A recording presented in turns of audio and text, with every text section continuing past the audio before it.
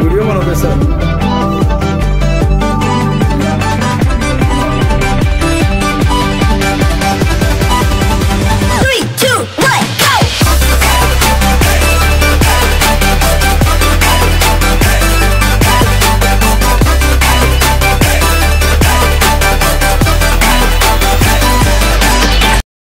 शोभा देवाडिका कुंदर मुंबईतील western India film producer association या ऑफिसमधून त्या 2 जानेवारी 2025 रोजी निवृत्त झाल्या.